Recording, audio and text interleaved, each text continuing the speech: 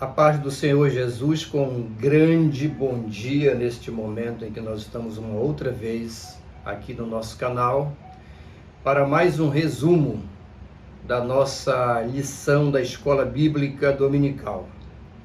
Estamos aí navegando pelo livro dos Salmos e hoje nós vamos à lição de número 9. É um prazer estar com os meus amados de qualquer lugar do Brasil, do mundo, onde você acompanha. Quero mandar um forte abraço aqui à minha irmã Eliane, que está congregando e servindo ao Senhor em Lisboa, aí em Portugal, acompanhando também as nossas transmissões da Palavra de Deus. Deus abençoe sua casa, sua família. E se você ainda não é inscrito neste canal, se inscreva, deixe seu comentário, acione o sininho para receber as nossas atualizações e não esqueça de deixar aquele like, que é a oferta que abençoa o trabalho que fazemos para o reino de Deus. Então vamos em frente. Salmo de número 121. Lição de número 9, o tema é o seguinte: elevo os olhos para os montes. Essa é a temática e os propósitos e objetivos da lição é o seguinte: identificar autor, título, classificação e peculiaridade do Salmo 121. Reconhecer Deus em todos os nossos caminhos e compreender que Deus é a nossa segurança. Temáticas muito pertinentes, super interessantes, que vão enriquecer a nossa vida. Para começar a aula, a equipe pedagógica dá a seguinte orientação. Você pode começar a aula do Salmo 121 falando à sua classe, à igreja, sobre aquela ilustração da criança que se lança em cima do pai. Ela pula, tendo uma confiança plena de que o pai vai segurá-la, abraçá-la e que ela não vai cair. Fantástico isso. Uma reflexão curta, bem pequena, mas de profunda significação para chamar a atenção do seu aluno e aguçar neles o interesse pela busca do conhecimento espiritual que o Salmo 121 nos proporciona. Então, a temática predominante no Salmo circula em torno dessa segurança que Deus nos concede, essa proteção, esse abraçar, esse estar presente e coisas desse campo aí. Então a lição vai circular em torno dessas vertentes e a ilustração da criança que se lança no colo ou em cima do pai, tendo a confiança plena que ele vai segurá-la e ampará-la e protegê-la. Entendeu? Ela é de muita importância para abrir o nosso entendimento sobre essas lições espirituais do Salmo 121. Então vamos lá. O texto áureo está no versículo 2. O meu socorro vem do Senhor, que fez o céu e a terra. A leitura bíblica é o Salmo todo. E a verdade prática: o crente peregrina neste mundo confiante na providência e no cuidado divino. Novamente, como em outras lições dos Salmos, aparece aqui a figura do peregrino. Isso vai ser amplamente discutido na exposição da lição.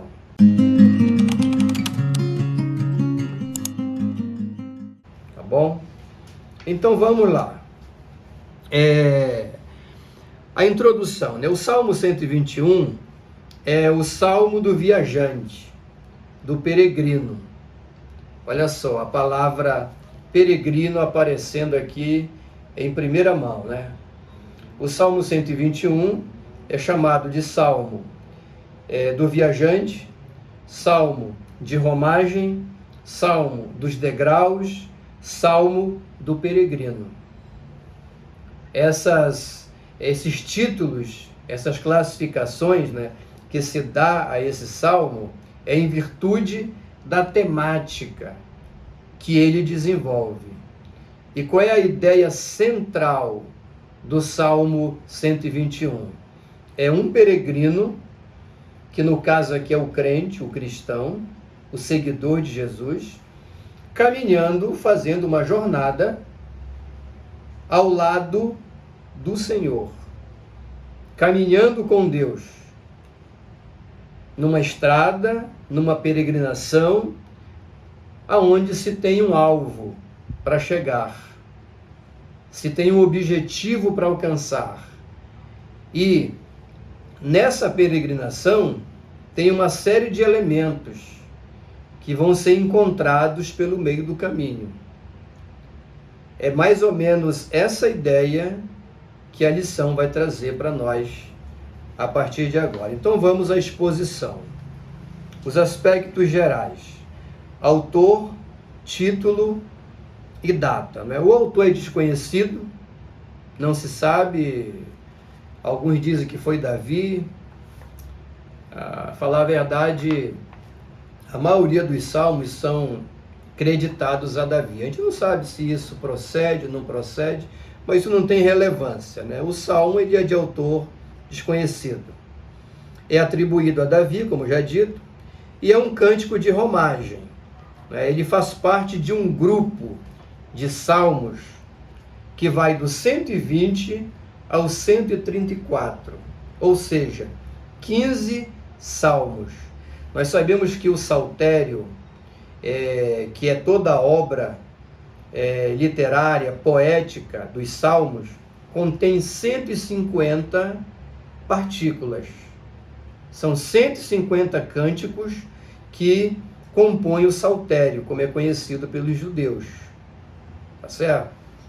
E esses salmos, eles se dividem em 5 livros, e tem grupos de salmos que desenvolvem determinadas temáticas que se convergem.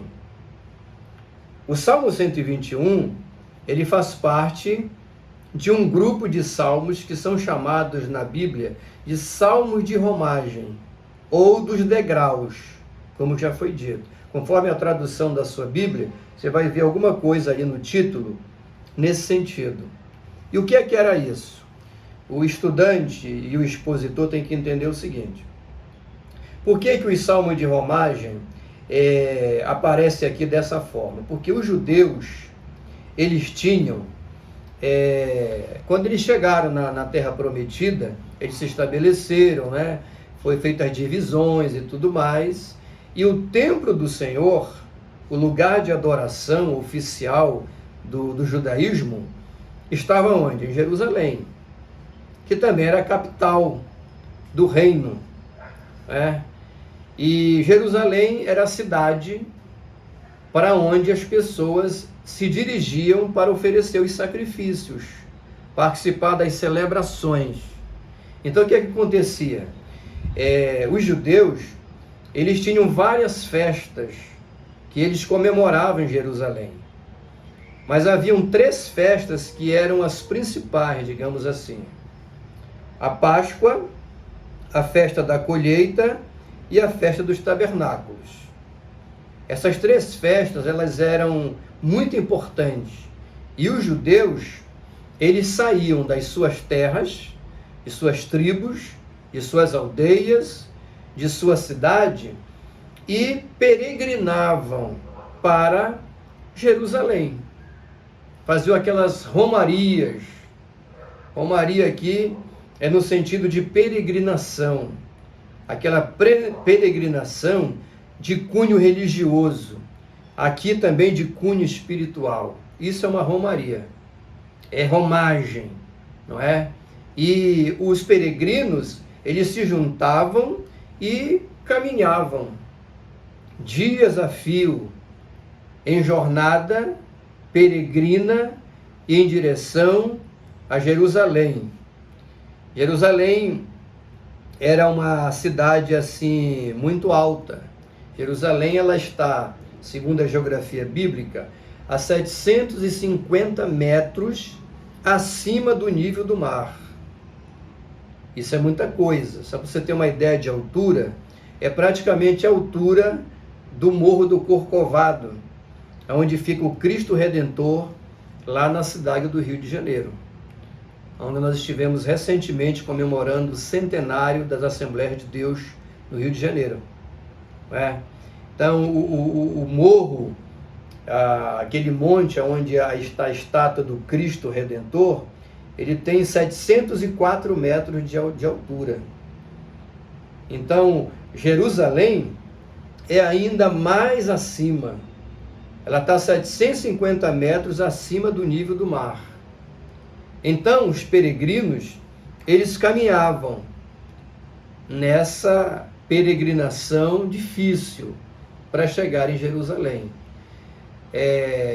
Essa posição elevada de Jerusalém justifica algumas passagens bíblicas. Por exemplo, todo mundo que saía de algum lugar e ia a Jerusalém, subia a Jerusalém. Jesus subiu a Jerusalém. Fulano subiu a Jerusalém. É muito comum essas expressões nos evangelhos. Por que subia? Porque subia mesmo, é subida mesmo. 750 metros acima do nível do mar. Quando alguém saía de Jerusalém para algum outro lugar, descia, por lógica. Lembra daquela parábola do bom samaritano que Jesus falou? Descia um homem de Jerusalém para Jericó. É nesse sentido. Então essa elevação de Jerusalém, ela fazia com que os peregrinos tivessem uma peregrinação aí penosa, dolorosa, difícil, cansativa, e eles iam para lá para praticar o ato de adoração a Deus. Entendeu?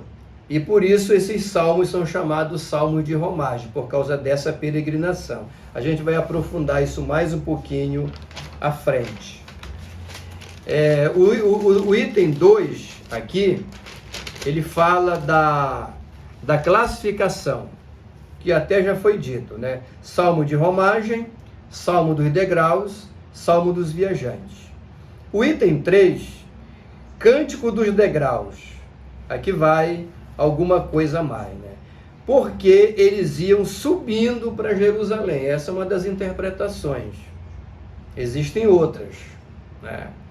Mas a ideia aqui, porque cântico dos degraus? Existem dois motivos que os teólogos estudiosos apontam, né? O primeiro seria por causa dessa elevação natural que Jerusalém já tinha. 750 metros acima do nível do mar, né? Subida, como quem fosse, né? Uma escada. A ideia seria mais ou menos essa.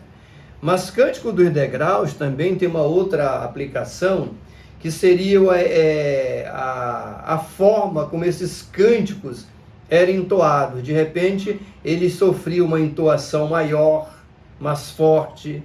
Também pode ser feita essa aplicação.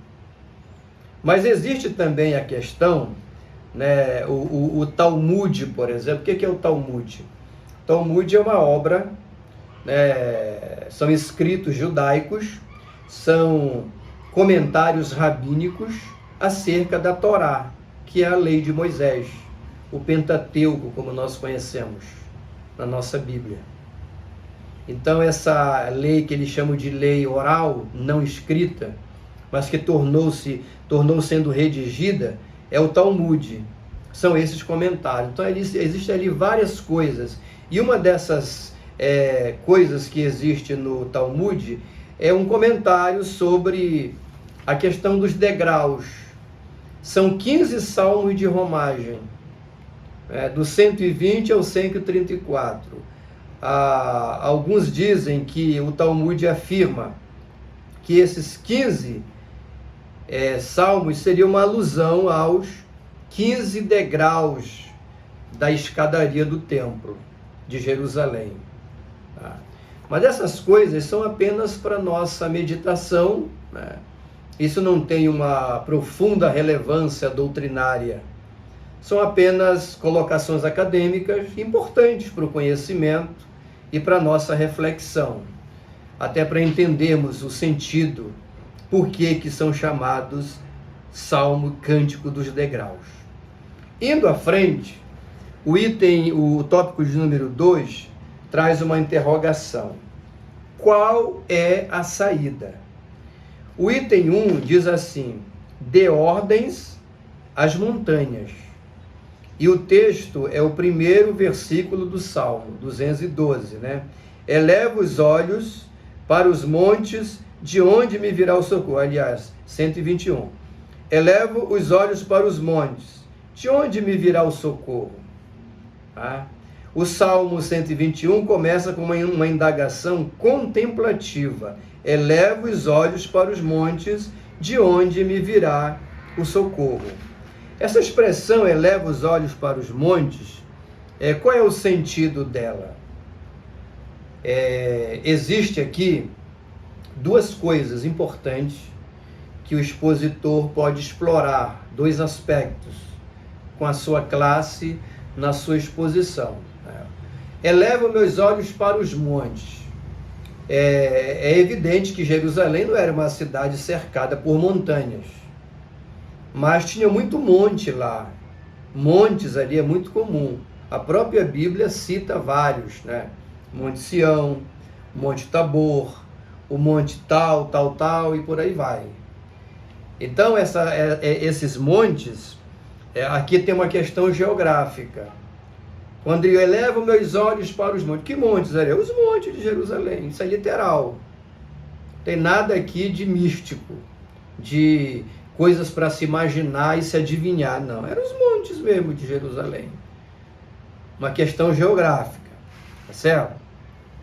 E, além disso, essa expressão, elevo meus olhos para os montes, quando o salmista faz essa exclamação, ele estaria fazendo uma provocação, segundo alguns estudiosos, contra o paganismo. Por quê? Porque era comum os pagãos, as pessoas que adoravam deuses diversos na Palestina, eles construíam santuários, locais de adoração no cume desses montes. Isso era muito comum na cultura daquele povo, essa cultura religiosa. E de algum lugar eles olhavam para os montes e faziam oferendas, clamando a proteção dos seus deuses. Isso era muito comum. Existem passagens na Bíblia que falam, né, de reis que fizeram altos. O que é altos? Santuários para adoração de deuses nos montes. A Bíblia tem vários exemplos disso no Antigo Testamento, principalmente aí na parte do livro dos reis, por lá. Primeiro e segundo reis, você vai encontrar muito isso, tá certo? Então, quando o salmista diz assim, olha, elevo meus olhos para os montes, de onde me virá o socorro? Não é? Ele primeiro afirma, depois ele pergunta. Seria uma provocação aos pagãos e suas crenças pagãs. Porque eles tinham aquela crença, faziam nos montes os seus santuários. E aqui o salmista ele quer enfatizar que o verdadeiro socorro espiritual ao homem vem somente do Senhor que fez os céus e a terra. O Deus dos deuses, o Rei dos reis, o Senhor dos senhores, aquele que é o Criador e dominador e sustentador de todas as coisas. Deus com letra maiúscula. É dele apenas que o socorro espiritual que o homem precisa vem legitimamente, e não de qualquer coisa imaginária ou de qualquer um Deus eleito pela nossa imaginação, pelas inclinações do nosso coração, às vezes até distante dos valores espirituais. Essa é Esse é o resumo desse tópico aqui, desse item número 1, da ordem às montanhas. O salmista queria fazer exatamente isso que eu acabei de lhe falar. O segundo item aqui, o nosso comentarista diz o seguinte: primeiro Deus. Aí cita: o meu socorro vem do Senhor que fez os céus e a terra, que é o complemento do primeiro versículo, a parte 2 do primeiro versículo do Salmo 121. O meu socorro vem do Senhor que fez os céus e a terra. Socorro divino aqui, como é que você resume isso aqui para a sua turma? É que o socorro divino é prioritário, ele é primordial, ele deve ser o ponto de partida na vida de qualquer um cristão que tem um relacionamento íntimo com Deus. O meu socorro vem do Senhor. Agora, cabe aqui uma nota, um adendo aqui, não é? Que eu acho interessante. O socorro divino não anula os recursos humanos. Nós não podemos ser pessoas extremistas. Entendeu? Por exemplo, tem irmãos que são religiosos, né, que eles não querem tomar remédio que o médico passa. Às vezes é preciso ter cuidado. Entendeu? Eu mesmo já fiz isso, não tomei remédio que o médico passou, porque eu procurei um outro recurso de um outro médico que para fazer uma segunda avaliação. É preciso muito cuidado, porque existe médicos e médicos, assim como existe em outras áreas do conhecimento, né? Então, mas tem irmão que ele é avesso, ele tem alergia, não gosta de ir médico, não gosta de fazer exames, não gosta de tomar remédio, entendeu? Porque ele diz que o médico dele é o Senhor. De fato, o Senhor é o médico dos médicos. Médico por excelência, médico acima de todos os médicos, o único médico que pode dar a vida. Os outros se esforçam para manter a vida, mas tem limites, não é? Mas os médicos, a ciência, os recursos humanos, eles são bênçãos de Deus e providências divinas em favor do homem. Daniel profetizou que nos últimos tempos a ciência se multiplicaria. E por que se multiplicaria? Por que Deus permitiu que a ciência se multiplicasse? Também porque ela traria benefícios ao homem. O homem, que é a coroa da criação de Deus, portanto um ser dotado de inteligência muito grande, trabalhando para abençoar a si mesmo e os seus irmãos, o seu próximo. Então a ciência é um recurso humano, limitado com certeza, mas é muito abençoador, né? Agora o crente, ele precisa ter a consciência de que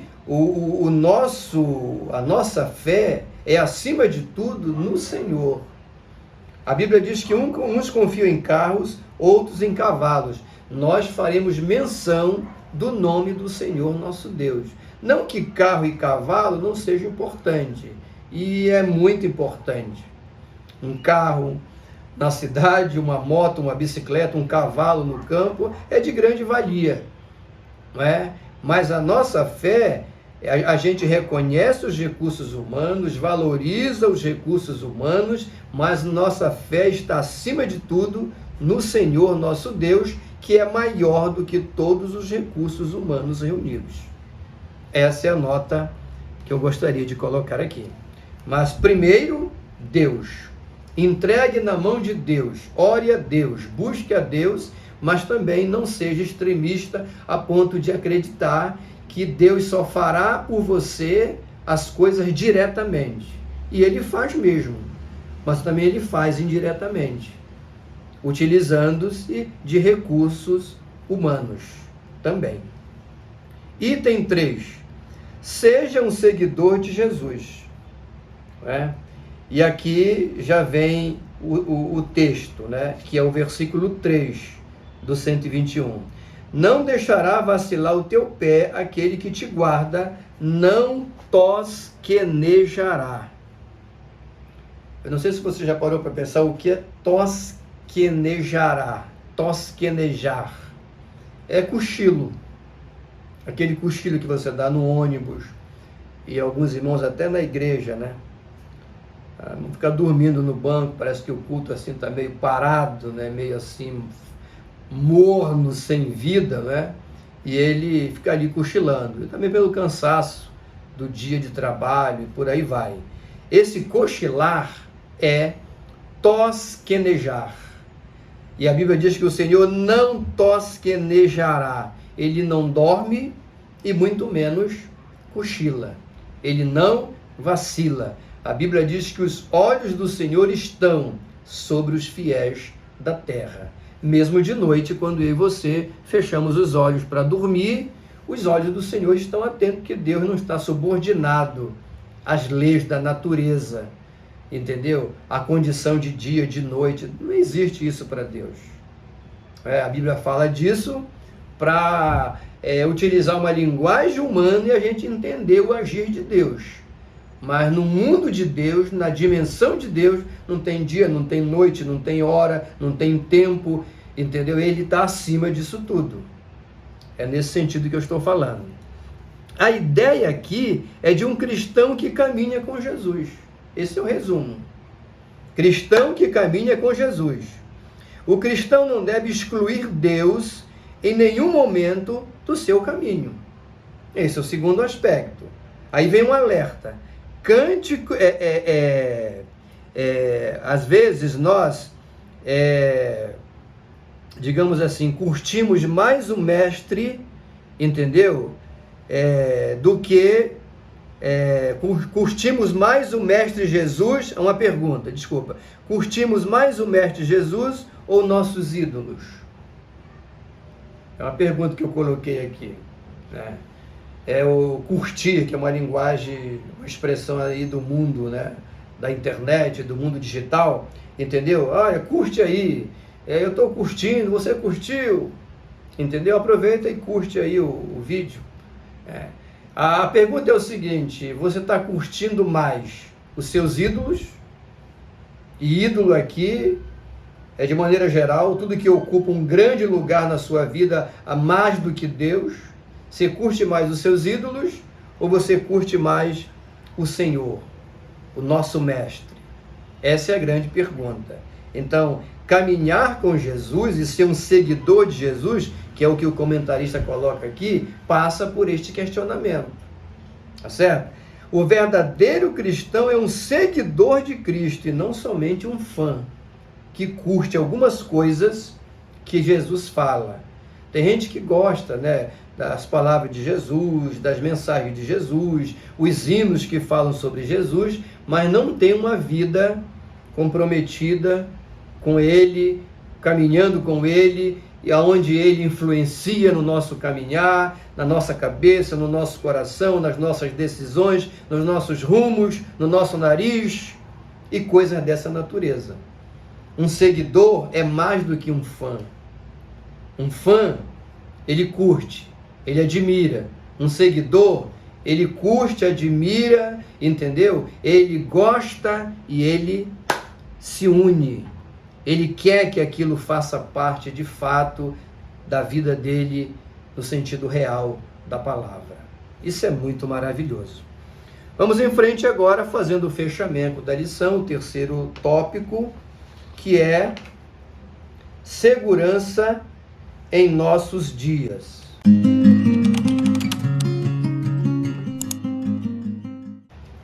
O comentarista aqui, ele está trazendo aqui, fazendo assim uma contextualização do Salmo, né? Segurança em nossos dias. Vamos lá. Segurança para andar. Ele não permitirá que os teus pés vacilem. Não dormitará aquele que te guarda. É certo que não dormita, nem dorme o guarda de Israel. Como já dito, né? Ele não dorme e nem cochila. Tá certo? Então, o que é que nós temos aqui? Segurança para andar. A ideia aqui é de um peregrino, né, que vai, entendeu? enfrentar muitos desafios pelo caminho, que poderão gerar feridas, mas que tem a promessa de que o Senhor estará presente para que a caminhada continue. Olha, voltando aqui, irmãos, o Senhor te guardará de todo mal, o Senhor guardará, o Senhor é quem te guarda, o Senhor guardará a tua sombra, a tua direita, tal. Ele não permitirá que os teus pés vacilem. Essa expressão, a ideia é que é essa aqui. Você tem que imaginar um peregrino que vai caminhando, como já foi dito no início. Jerusalém estava 750 metros acima do nível do mar. Era uma peregrinação dolorosa. Então esse caminho vai gerar feridas, calos, bolhas, cansaço, você está entendendo? E que precisa de cuidados especiais. Então o peregrino, ele tem que estar consciente que ele vai encontrar esse retrato pelo caminho, mas que ele tem uma promessa. E qual é a promessa? A promessa de que Deus está caminhando com ele e não vai permitir que os seus pés vacilem, ou seja, não vai permitir que a caminhada fique comprometida. Se você acha que você está com pouca força, não desista, avance, porque o longo é o caminho ainda, mas o Senhor está segurando nas nossas mãos. Item 2, segurança para descansar. O texto aqui é o seguinte: o Senhor é quem te guarda, o Senhor é a tua sombra, a tua direita, de dia não te molestará o sol, nem de noite a lua. Dois elementos aqui, humanos, conhecidos, né, da nossa linguagem, o sol e a lua, sendo utilizados aqui para trazer mensagens espirituais. Aqui não seria literal, pode até aplicar, mas o sentido aqui também pode ser figurado.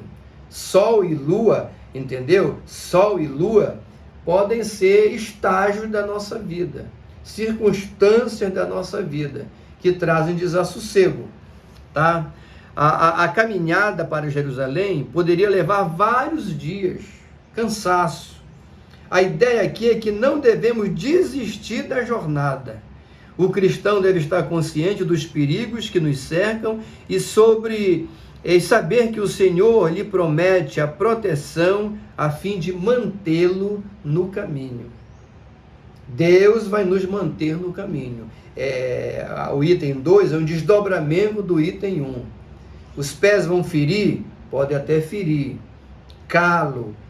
Você vai cansar, né? A questão do sol causticante, o calor, ou os perigos da noite, representado aqui pela lua, os assaltantes, os malfeitores, os laços. Tudo isso é uma realidade numa jornada de um cristão. Ninguém está imune a isso. Vida com Deus não é imunidade absoluta contra o sofrimento. Mesmo quando você está caminhando dentro do reino de Deus e fazendo a obra de Deus. Quer ver uma coisa? Olha, Paulo foi açoitado, perseguido, quase morto, deram chicotada nele, ele sofreu naufrágio e uma cobra picou ele, quase de morte. Além disso tudo, ainda tinha um espinho na carne que Deus não quis tirar dele. E observe o seguinte, amados, que todo o sofrimento do apóstolo Paulo, ele enfrentou quando ele estava fazendo a obra de Deus, implantando igreja, pregando o evangelho. Olha que coisa interessante. Paulo ele é o pior calo na chamada teologia da prosperidade. Entendeu? Se você olhar a vida de Paulo e ver o que ele viveu, o que ele passou, você tem material suficiente para pegar toda a teologia da prosperidade, segundo pregam por aí, e colocar no lixo, porque nada mais é do que lixo.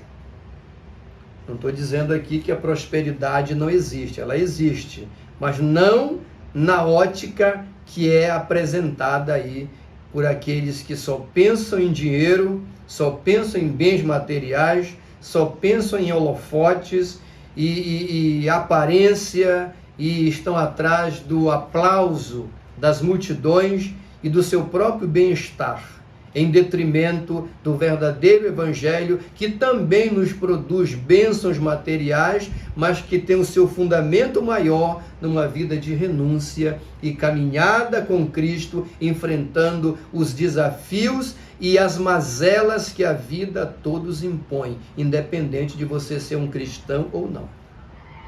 Essa é a realidade. Eu creio que Deus está falando conosco. Certo? Então aí está o resumo do item 2. O item 3, para encerrar, traz aqui segurança contra o maligno. Aí é o versículo 7 e 8, né, do 121. O Senhor te guardará de todo mal, guardará a tua alma, o Senhor guardará a tua saída e a tua entrada, desde agora e para sempre. Que coisa maravilhosa. O que é que nós temos aqui? Como é que você resume isso tudo? A mensagem aqui é que o cristão peregrino tem a promessa de uma proteção de caráter espiritual. Isso aqui é muito importante, porque a gente sempre busca, né? A gente quer proteção, a gente quer bem-estar, a gente roga a presença de Deus para nos trazer proteção no sentido material. Isso é muito importante. Mas aqui nós vemos uma alusão a uma proteção de caráter puramente espiritual, que todos nós precisamos. A palavra mal aqui tem relação com as hortes espirituais da maldade, que é uma expressão usada pelo apóstolo Paulo quando ele fala de guerra espiritual. Então o peregrino, ele está caminhando aqui nessa terra no meio de quem? No meio de gente, no meio de animais, no meio de várias coisas puramente humanas. Mas o apóstolo Paulo, ele nos exorta a entender que as invertidas contra as nossas vidas, nessa caminhada, nessa peregrinação, elas não se restringem apenas a esse aspecto material. Por trás disso existe algo espiritual, puramente espiritual. A palavra mal aqui denuncia isso. Satanás empreende ações para atingir o peregrino. O Senhor e a nossa proteção maior. Tem um caso na Bíblia que Satanás se aproximou para cirandar com os discípulos e Jesus orou e não permitiu. Eu já disse aqui em outras ministrações, às vezes, irmão, Deus nos livra. Compartilhe isso com seus alunos. Deus nos livra de coisas que sequer a gente toma conhecimento.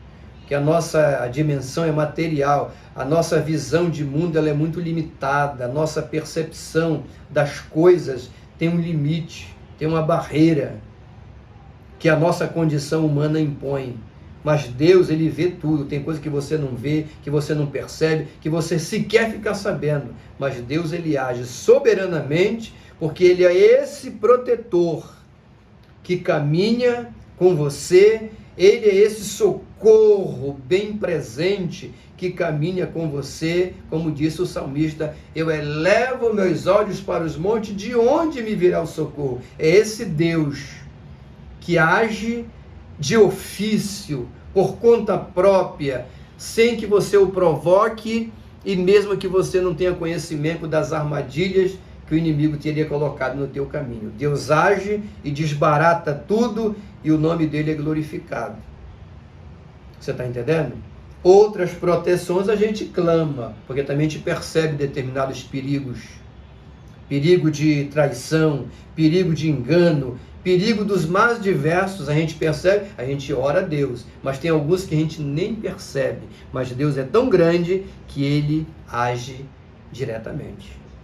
Olha, lição muito abençoadora, estou feliz, lição de número 9, eleva os olhos para os montes. Grande lição, Deus te abençoe, obrigado pelo privilégio de poder partilhar com você a palavra de Deus e vamos para a igreja domingo. Eu estarei num templo aqui em Belém, ministrando essa palavra, domingo de manhã, e vai ser uma grande lição. E aí na sua igreja não será diferente. Você vai ser tomado por Deus, pela unção do Espírito Santo, e você vai ministrar uma tremenda lição que vai deixar os seus alunos mais enriquecidos. Tá certo? Querido e eterno Deus, em nome do Senhor Jesus, obrigado pelo privilégio de ministrar a Tua palavra. Recebe a minha gratidão pela vida dos professores, pastores, expositores da Tua palavra. Que todos sejam instrumento na Tua mão para trazer vitória, bênção e crescimento para a igreja e para a escola dominical. No nome de Jesus de Nazaré, nós te agradecemos, agora e para sempre. Amém. Deixa o seu like aí. Aonde você estiver, em qualquer lugar do Brasil e do mundo, receba um carinhoso abraço do reverendo Ed S., da Assembleia de Deus da Estrada Nova, em Belém do Pará.